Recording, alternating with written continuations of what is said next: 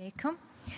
Our speaker today does not need an introduction. She has been integral to the UAE's environment, sustainability, and conservation efforts for many years. Today, Her Excellency Razan Al Mubarak is best known in her role as the Secretary General of the Environment Agency of Abu Dhabi. She is also celebrated for her efforts as the Managing Director of both the Emirates Wildlife Society and the Mohammed bin Zayed Species Conservation Fund. Her Excellency also serves on the boards of the Global Footprint Network, African Wildlife Foundation, and the Al Ain Wildlife Park and Resort, and is a member of the Board of Advisors of the Abu Dhabi Music and Arts Foundation. Please join me in welcoming Her Excellency Razan Al Mubarak to the podium to share with us her thoughts on sustainable growth.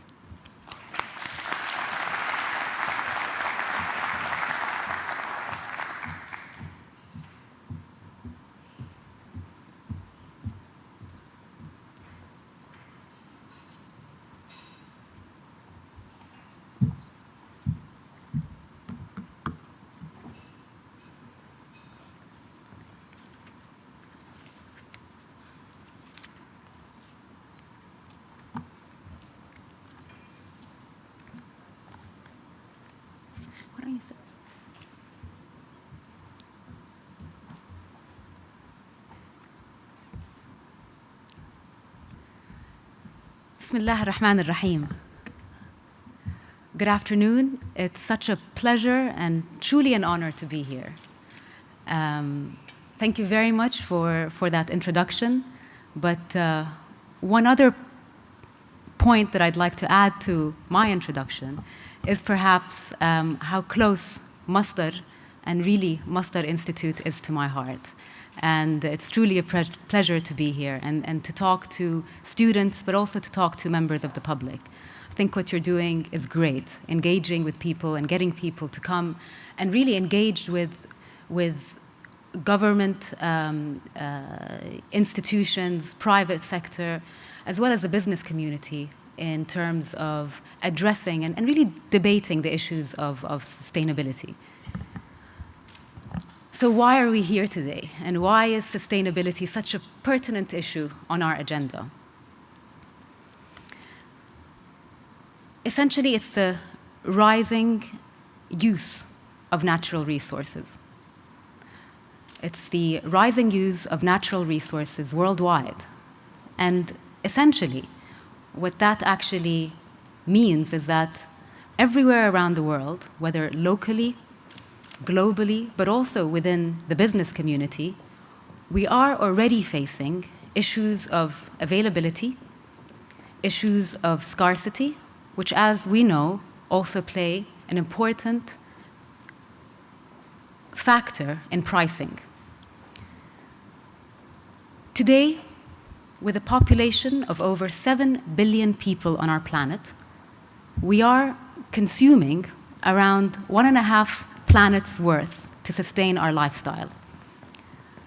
So essentially, what that means is if nature was a bank, we're really not living within our budget. In fact, we're not only borrowing from our reserve, but we're also eating into our natural capital. If we continue doing this, by 2050, with a population of around and more than 9.5 billion people, we would need 3 planets to sustain our lifestyle. Going back on the bank analogy, we would have spent and eaten most of our natural capital by then and are heading and have headed into ecological bankruptcy and social collapse. But ladies and gentlemen, there's an opportunity. Half of humanity actually lives in cities. By 2030, this number is likely to increase to 60%.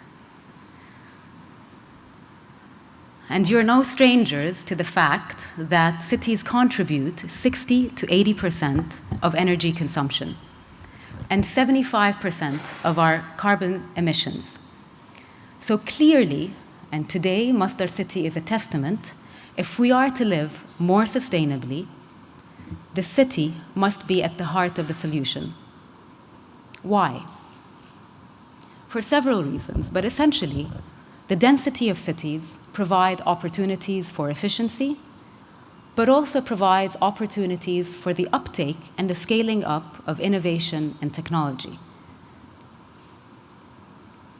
But cities are not just an experiment. Cities need to be livable. They need to have open spaces and access to nature, where culture and heritage is celebrated.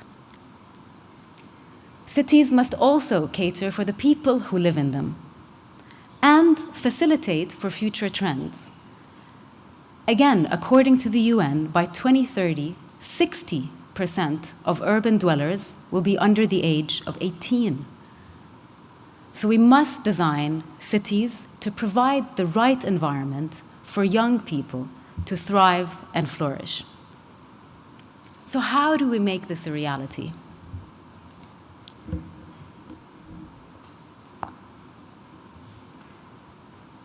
The Environment Agency is the oldest and largest environmental organization in the region. And we've been working diligently to protect our air, our sea, and our land. We've also been working diligently with stakeholders, and again, to achieve this vision. And the vision is pretty straightforward. It's something we all want. We want to live in a city that is livable, that is sustainable, and really fit for the future. So one of the first things we tried to do is establish this vision and create a common blueprint by which all segments of the community can work together to achieve. So we developed the Environment 2030 vision. The important point that I'd like to say here is a more common view of environmentalists is we're here to become and be barriers for growth. The Environment 2030 is very much based on a belief that we are not a barrier to growth. We are an enabler for growth, but the right type of growth.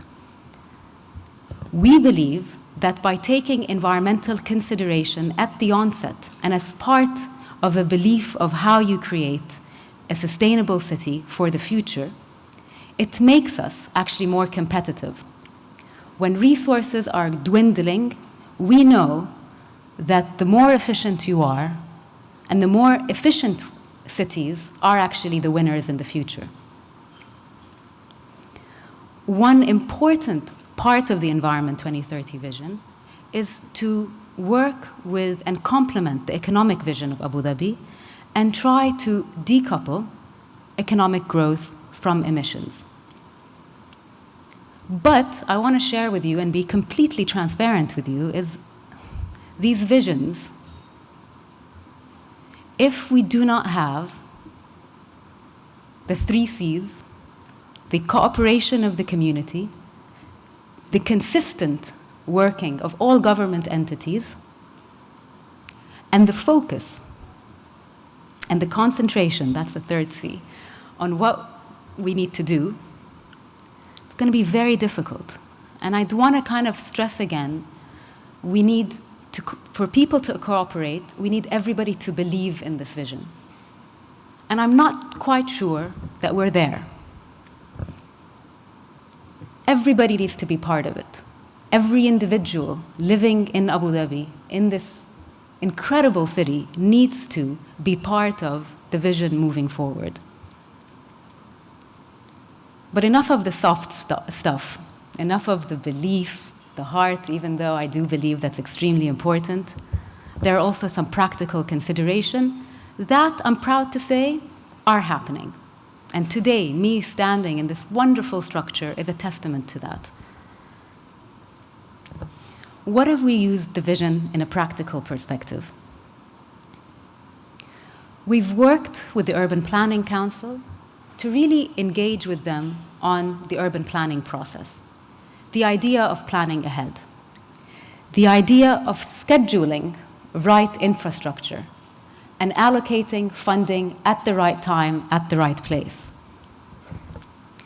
Another area that's very close to my heart is able to protect key conservation areas. So I hope, as Abu Dhabi residents, you recognize the importance, for example, of the coastal and marine environment. We've got 200 natural islands, we've got a wonderful coast, seagrasses, mangroves.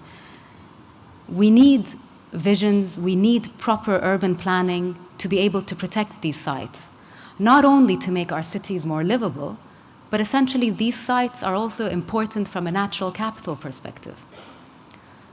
Seagrasses and mangroves are important nurseries for fisheries. If those are gone, we would have already bankrupted our natural capital when it comes to fisheries, and so on and so forth. It's great to see our ambassador from the Philippines, and I'm sure you can share with the audience how important mangroves are. With sea surges and sea level rises, your first line of defense are your mangrove systems.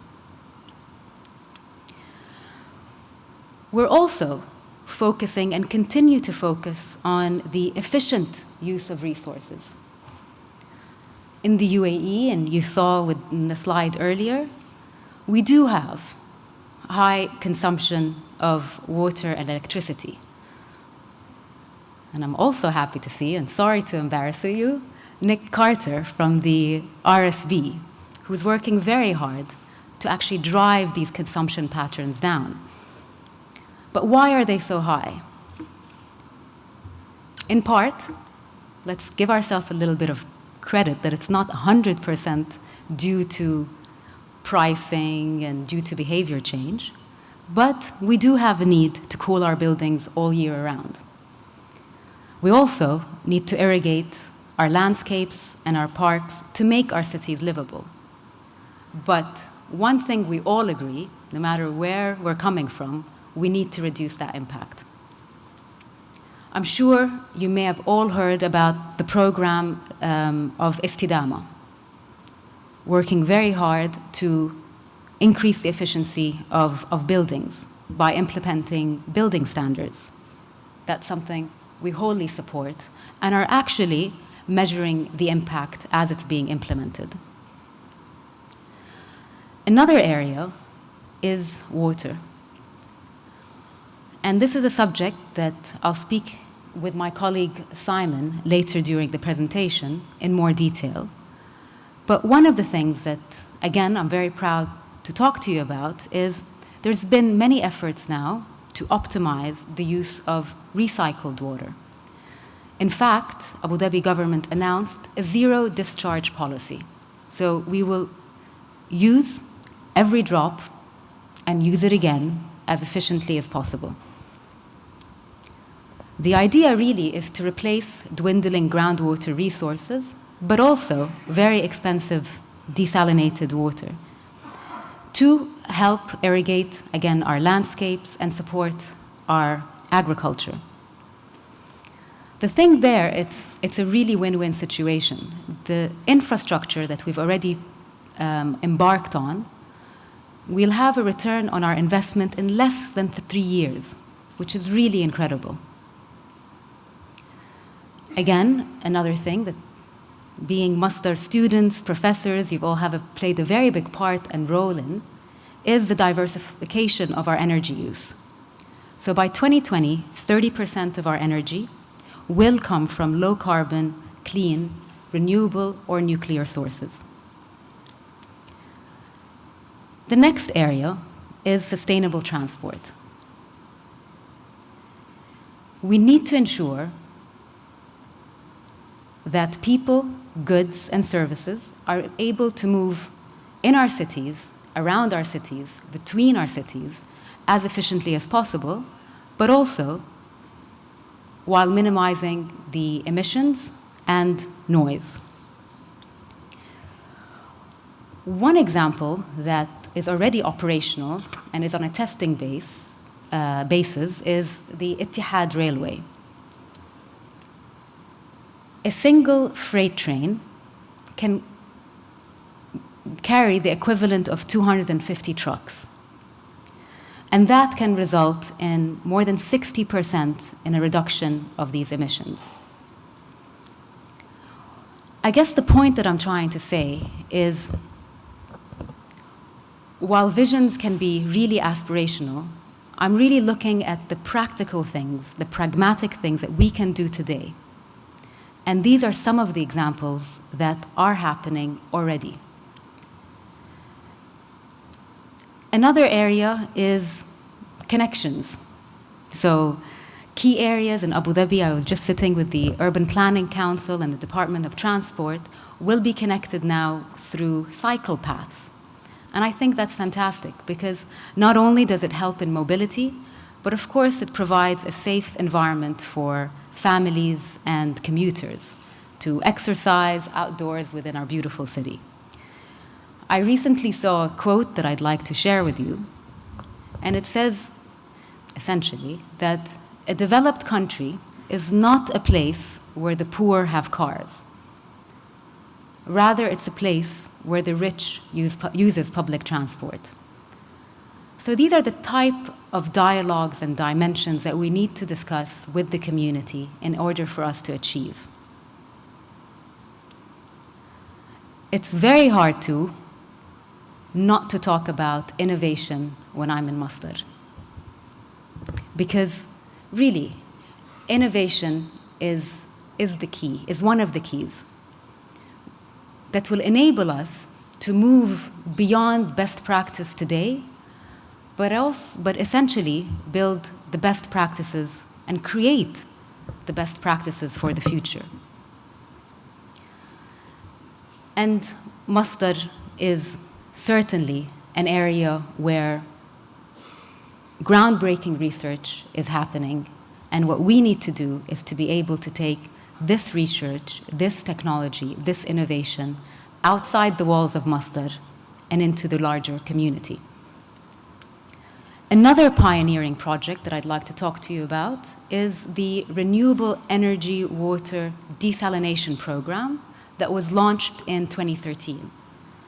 And the aim of this program was to leapfrog current desalination technology so that it becomes efficient enough to be paired and combined with renewable energy.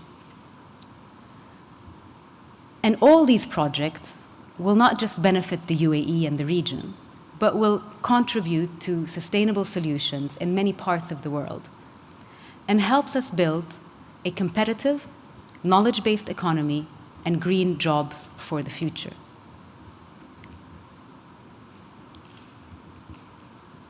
The final part of me setting the context is really, it's all about people. It's people who live in cities. It's people who work in cities. It's people who make the hearts of our cities beat. And therefore, it's imperative that we give communities, families, young people a voice as we decide how to create future cities and smart cities. I have a small and short video to share that will demonstrate a number of the sustainability initiatives that I spoke to you about within the context of Abu Dhabi.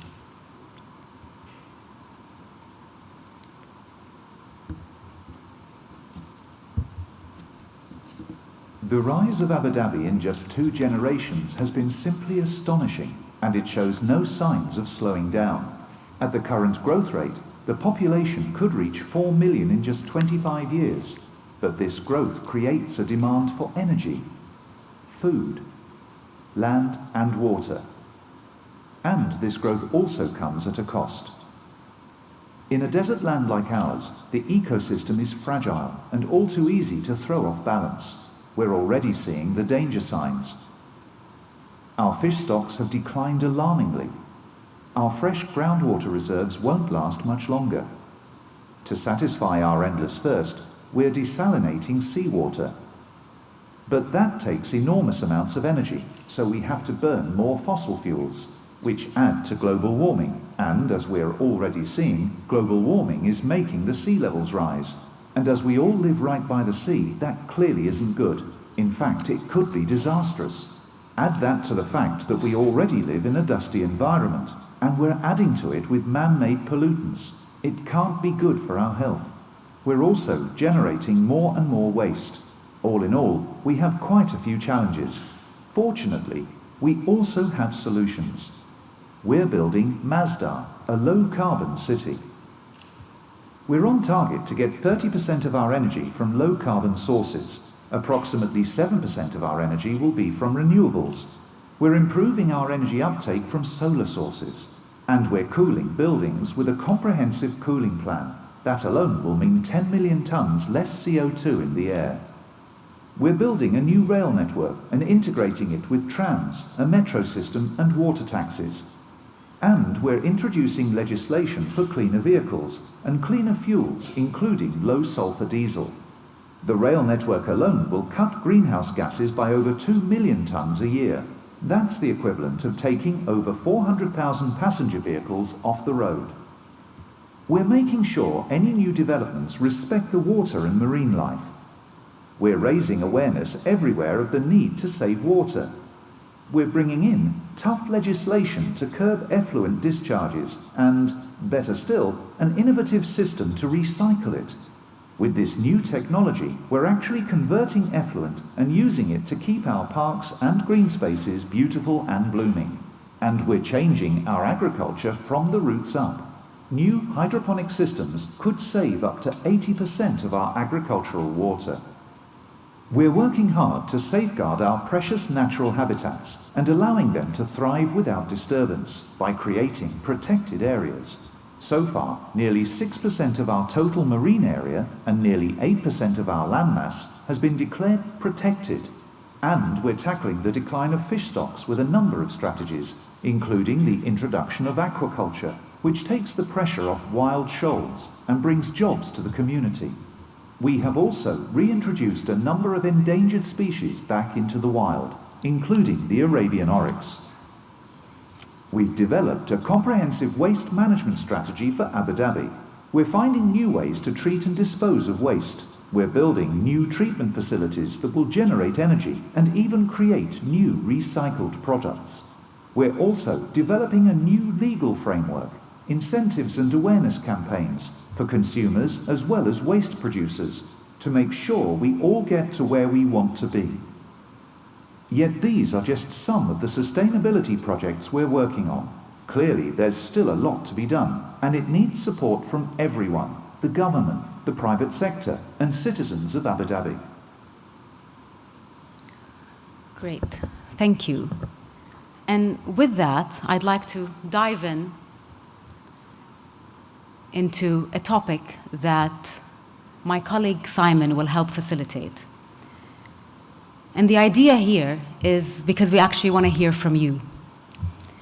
We want to hear from you and get feedback and engage on a very important topic, a topic that affects us all, and that is the status of water in Abu Dhabi. So we'll provide you with some key points and figures, and then we'll be opening up to dialogue with the audience. Simon? Well, thank you for that introduction. It's just great to be here and be able to talk to you about water in Abu Dhabi and hopefully have a good dialogue at the end. I'm going to try and set the scene in terms of the status of water in Abu Dhabi. Some of these slides are lots of facts and figures, so I shall work hard to explain those to you, but I guess there's quite a few scientists in the room, so perhaps you sort of like the facts and figures. And then hopefully I'll end on a new concept that might give us something to think about and something to talk about. So first of all, I just want to highlight this pie chart on the left. This illustrates the sources of water in Abu Dhabi, and I think the key thing to take away here is that groundwater is our biggest supply of water at the moment, providing 65% of the water that we use. And not many people recognize that. You know, most people think that it's desalinated water. Desalinated water provides 29, 30%, And then we've got recycled water, which is in the region of 5 or 6%. And the big users of that water, we can see are agriculture, using 58% of the total water in Abu Dhabi. Next user is amenity plantation, so keeping our cities green, keeping the road verges green. Then we've got forestry, and then the domestic use, and the domestic use is all desalinated water. And then we've got commercial and other industrial, which are quite small users of water at the moment. So if I just take you through each of those sources of water one at a time, the groundwater, this is a map of the salinity of the groundwater in Abu Dhabi. You can see here that anything that is blue is fresh, anything that is green is sort of brackish, and when we get into the yellow, the orange and the red, then we're getting into saline water. So there are two areas of fresh water in Abu Dhabi. We've got the Liwa area here, which is fresh water, but that doesn't receive any natural recharge. There is a project, strategic water reserve project, where we're injecting, or soon we'll start injecting, desalinated water in this area to create a strategic reserve of drinking water that can be used in the case of emergencies and taken back out of the ground and put back into the city for people to use. The other area of fresh water is in this area between Al Ain, which is here, and Al Shweb.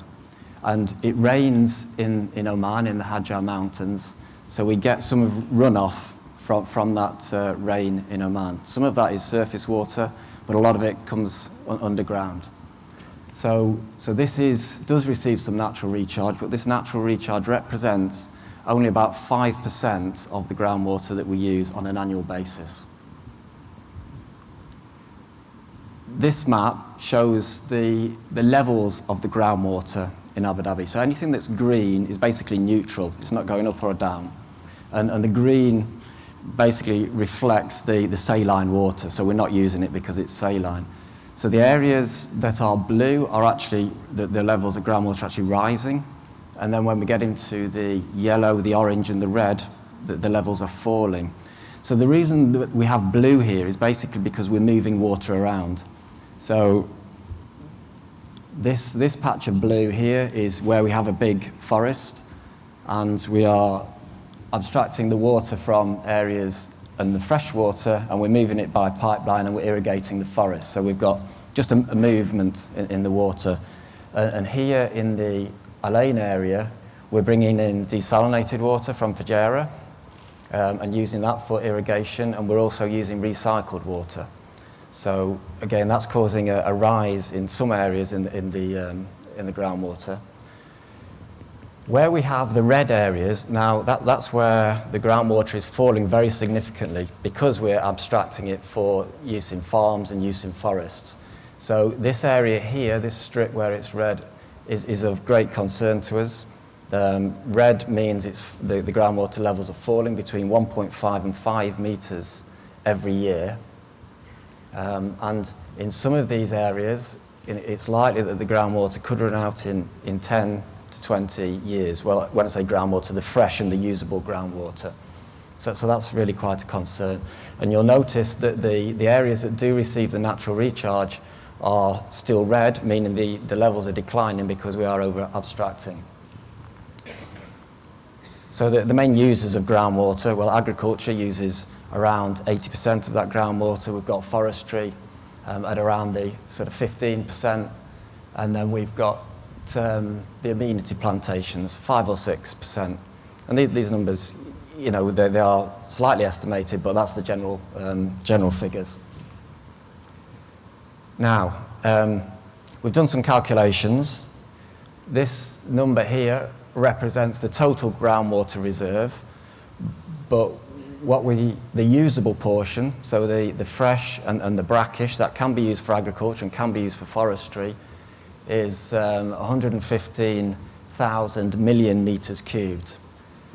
We get a very small amount of recharge, 140 million meters cubed a year in that Al Shweb area, and we use 2,100-ish million meters cubed every year. So a quick bit of maths using those figures, and we see that, you know, between 2009, working from 2009-10, we get a decline in the volume of usable groundwater that is remaining, until in about 2065 or 55 years, we've used it all, and that's at the current rate of use.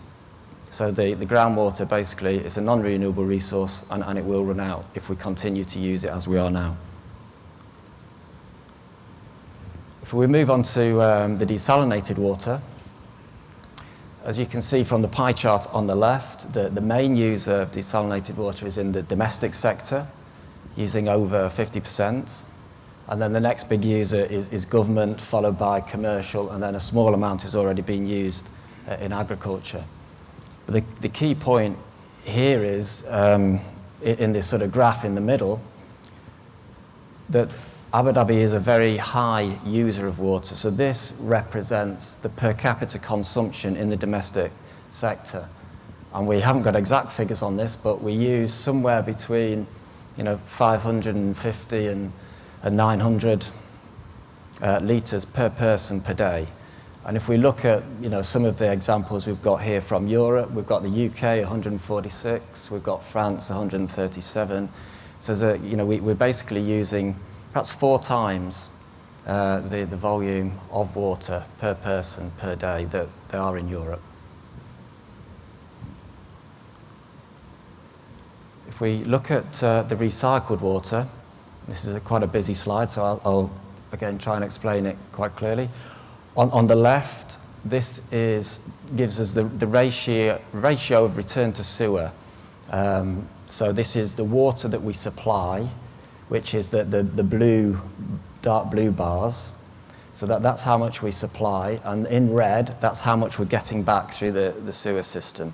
So the difference is basically the water that we're using outdoors. So we're using that desalinated water to irrigate gardens, to wash cars, some in agriculture, some to irrigate parks and green spaces. So that doesn't get returned, and we can't treat it, and we can't reuse it. And the graph on the right, the light blue, the bigger bars, represents the recycled water that we do have, and then the dark blue represents the recycled water that we then reuse. We can't reuse it all at the moment because we don't have the infrastructure to get it to where it's needed, but we are developing the first project, big infrastructure project, to take some of that water along the Dubai Road, where it will replace desalinated water, and the return on investment for that is between 1 and 2 years. The second phase of that project will take a pipeline up towards Al Ain, where it will replace groundwater, and the return on investment for that project is about 3 years. So now if we, this graph comes from the Environment Vision 2030, and the graph on the left, the brown one, is looking at groundwater, and on right we've got the desalinated water. And this is forecasting into the future what we might use in terms of business as usual, and then some of the different scenarios depending on what we do to try and manage that water.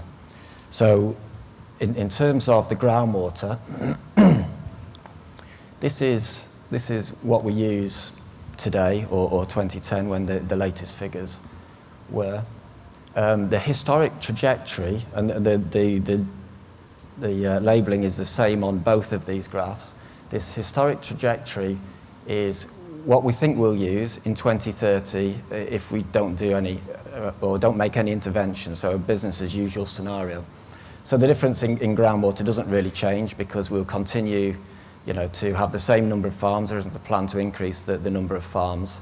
So business as usual scenario is we continue to use what we use. But as I've illustrated earlier, that means we run out of the usable groundwater in 55-ish years. So within 2030, we plan to get that down to a threshold level, so that's a sort of minimum target. And that buys us some time. That extends the life of the usable water from 55 up to about 120 years. But really a sustainability value or a long-term sustainable value is only if we can get it down to this level, 95, 100 million meters cubed a year, and that is what we're getting back in this sort of annual recharge. You want me to? Okay, you're going to. Great. So, Do you want me to talk about budget? Thank you, Simon. So within that context, you can see the scale of the challenge. And I hope that within the context of my introduction, you can see the scale of the interest and momentum to address this challenge. One of the initiatives that we tried to introduce is the concept of budgeting. And we thought that was a pretty simple concept. We had the idea that ultimately you've got resources, you've got centers of demand, and we wanted to start engaging with people with rather than focusing on how do we increase supply, but rather how do we manage our demand in a more effective manner, with the idea of providing budgets for all the centers of demand. So within that, I'd like to open it up for feedback, input, discussions, and indeed questions.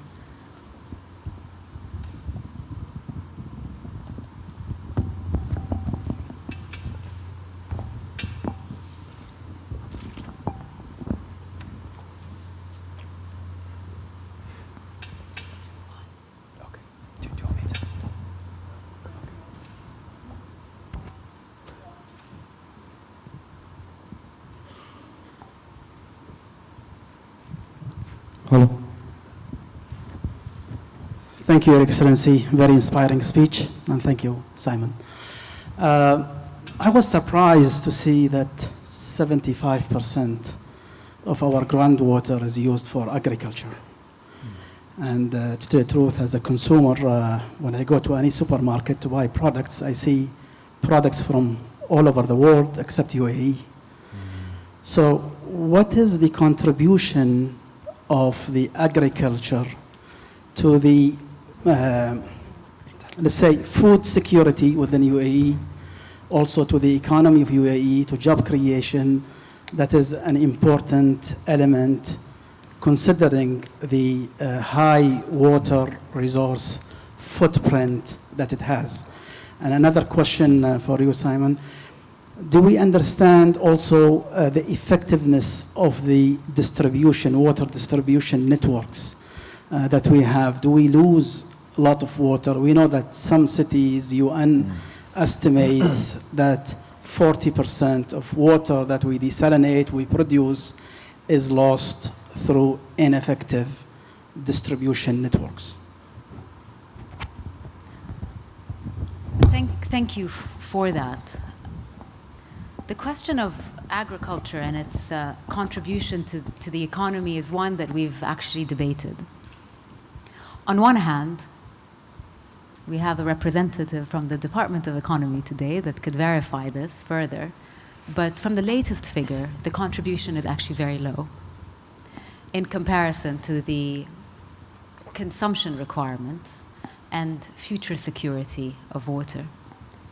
But at the same time, food security is a real issue.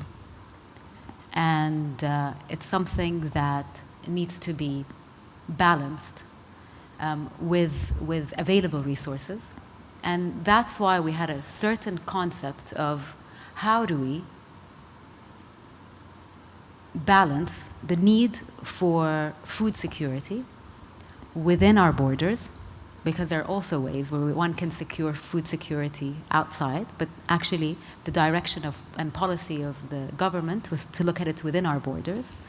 But what we found is there are huge opportunities for efficiencies in terms of types of crops, in terms of location, in terms of types of irrigation systems, and in terms of metering. Today, while we can approximate and estimate what the consumption of the agriculture sector, for those who owns a farm here? Okay, thank God, so I won't have too many angry farmers. But the point is that none of them are metered. So an important part of the work that we're doing is to, in order to manage something, you need to be able to measure it. The other question you asked was about distribution. And I'll save Simon some breath, and I'll let you know that actually our distribution networks are pretty good. It was very easy for us as humans to kind of blame a machine or a pipe for our high consumption patterns. And there's been a lot of investment from a utilities perspective to look into that. And again, of course there's room for efficiency, but that's not where the source of the problem is.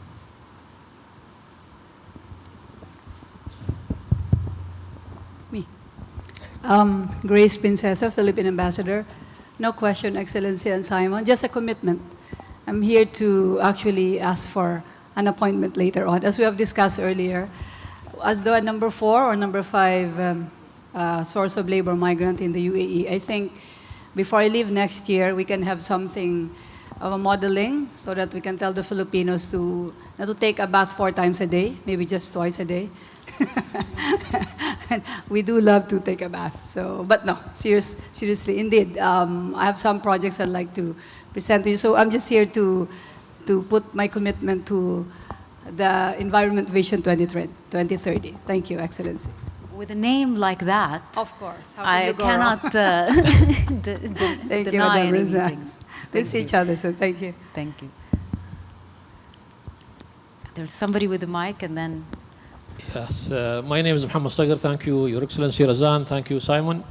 I was actually the Assistant Undersecretary for Water for the Ministry of Agriculture and Fisheries until 2007. So I'm going to interrupt you there. For those who don't know him, he's also known in the environmental circle as the godfather of soils and water. Not really, thank you.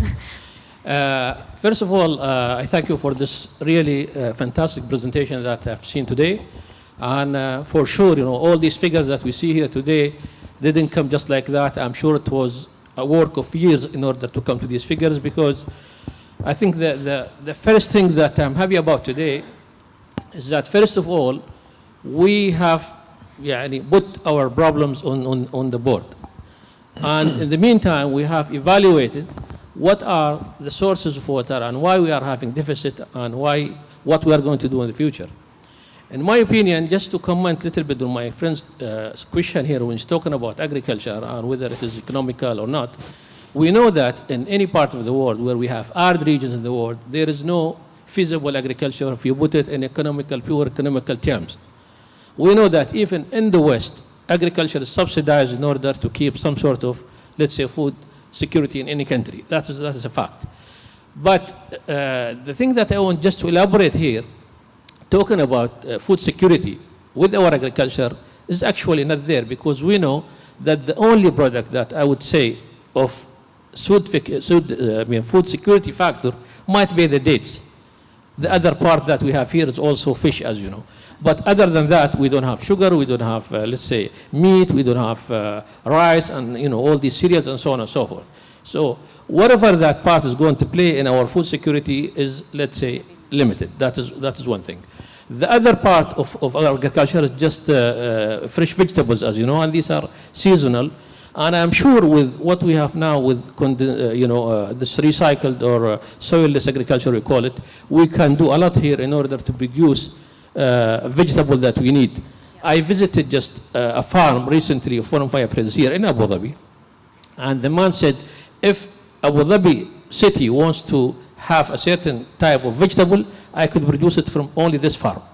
The technology is there today, and you can recycle, as you know, water and use it more and more in order to produce lots of all these vegetables.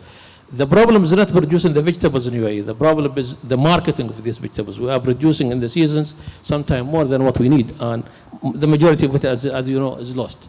So there are lots of things. I repeat what you said. If we do it efficiently, we can target whatever we need.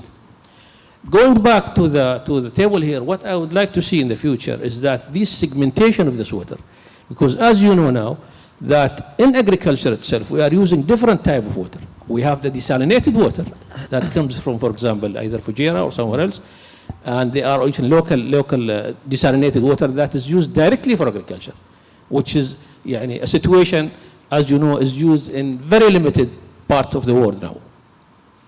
The other part of it is that although it is a brackish water, that is the mostly used in either forestry or date palm cultivation or so on and so forth. We're talking about water here with a salinity of just not less than 3,000, for example, ppm.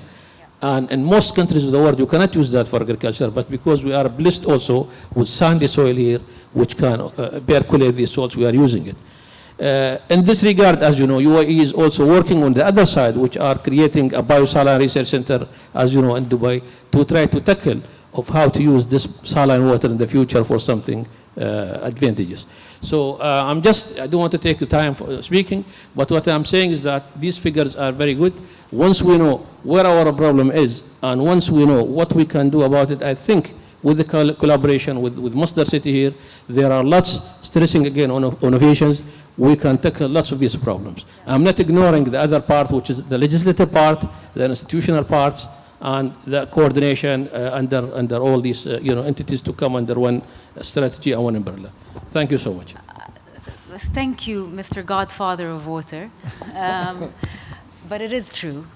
Your contribution to the water agenda, not just locally, but I think on the federal level, is very much appreciated. And this is really just a continuation of everybody's efforts.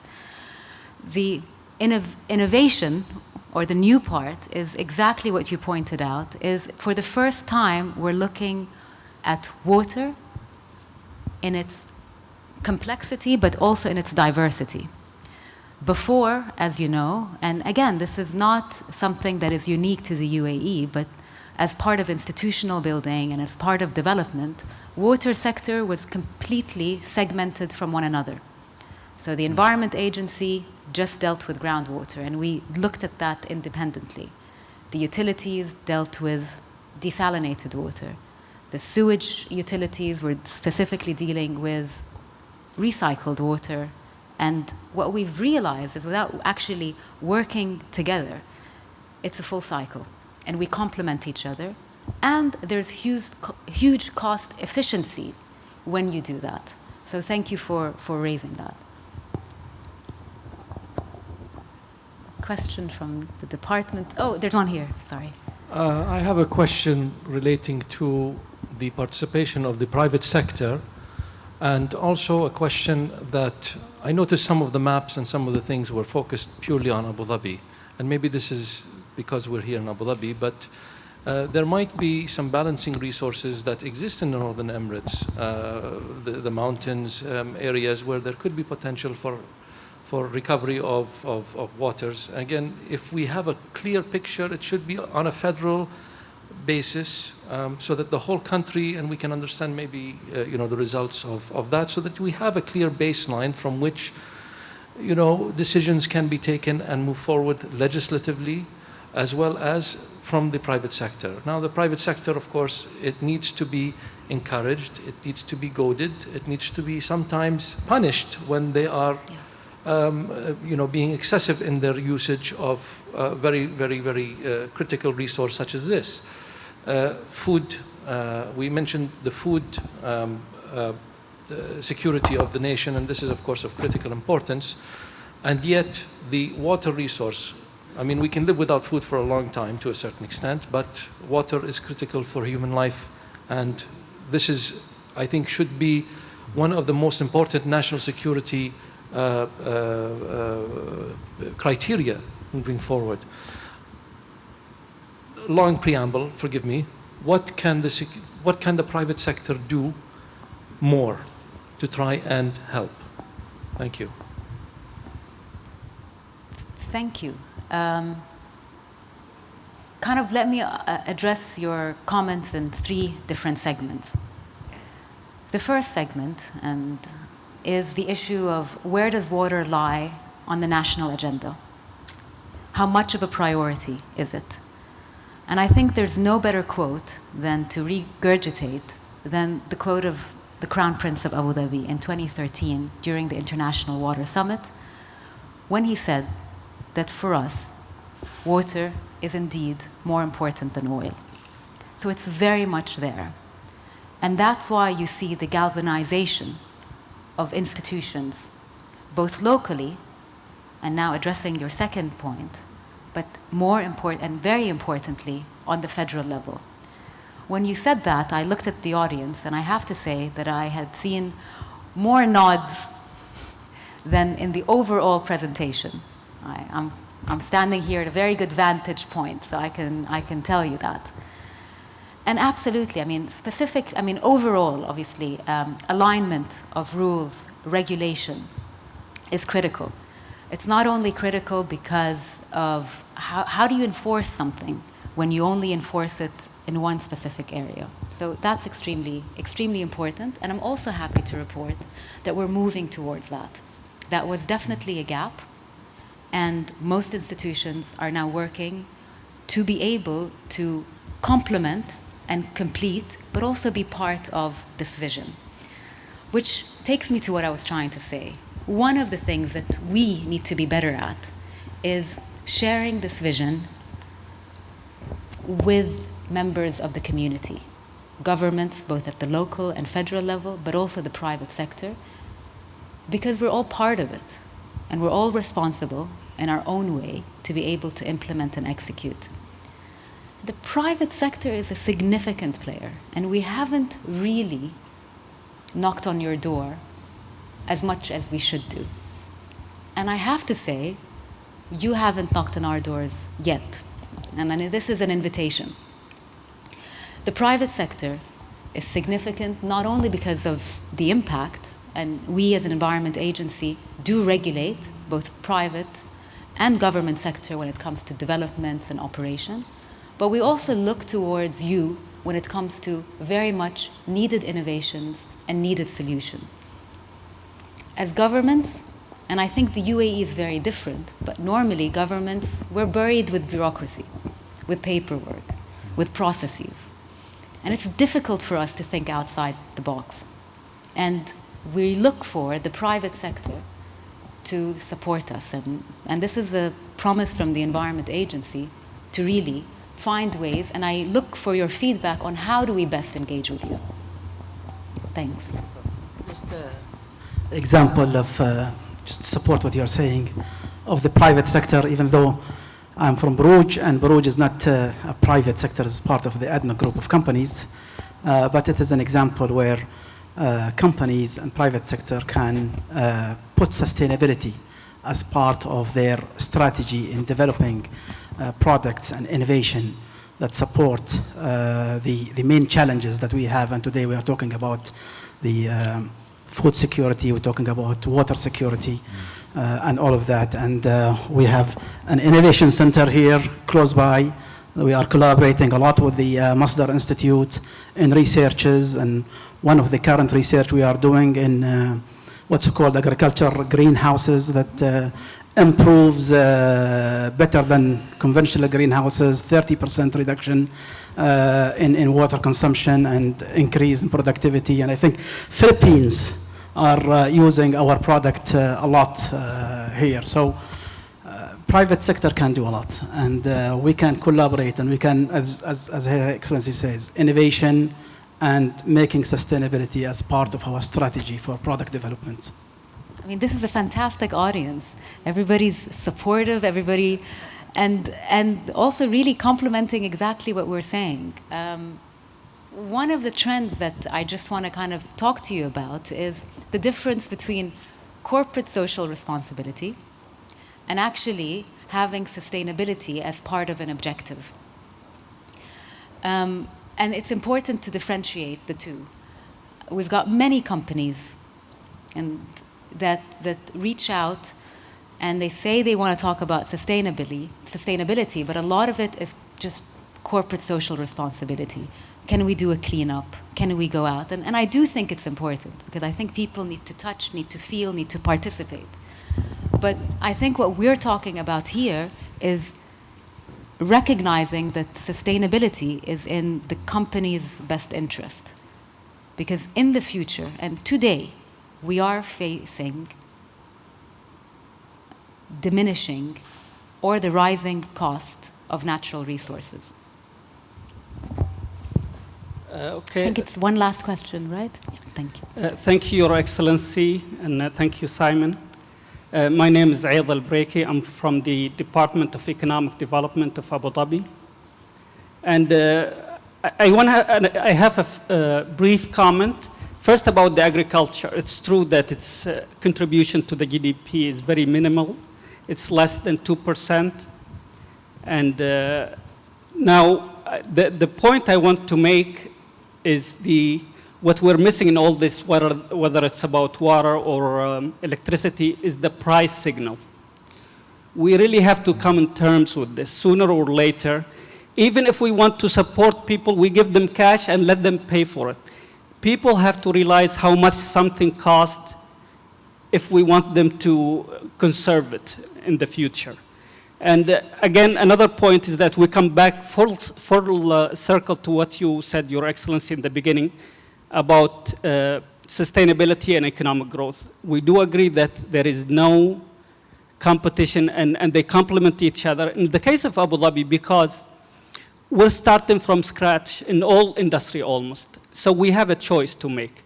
We don't have a pressure of tens or hundreds of millions of laborers that we have to employ. So we have an energy-intensive industries or anything. We can always choose what we focus on, and we can choose the type of growth we want, the green growth, the sustainable growth, something that really belongs here. And if we take these 2 points together and we think about them, I really commend all the points you mentioned, all the things that we really agree with, and we hope that we will see a positive change in the near future. Thank you. Thank you. Thank Your Excellency, Simon, for that very interesting, insightful lecture. And I want to thank all the audience here for attending our Masdar Institute lecture series. And please help yourselves to some refreshments. That's all. Thank you. Thank you.